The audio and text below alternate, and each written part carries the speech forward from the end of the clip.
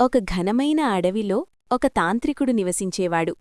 అతడు రోజూ క్షుద్రపూజలు చేస్తూ తన శక్తి పెరుగుతుందన్న అంధనమ్మకంతో అడవిలోని అమాయక జంతువులను బలిస్తూ ఉండేవాడు.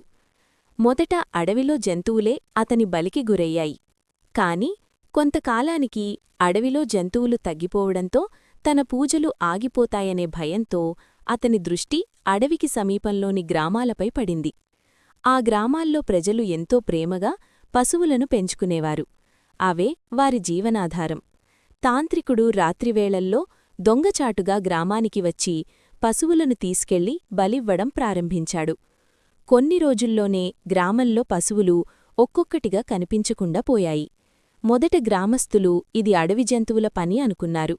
కాని పశువులు రోజురోజుకీ తగ్గిపోతుండటంతో అనుమానం మొదలైంది.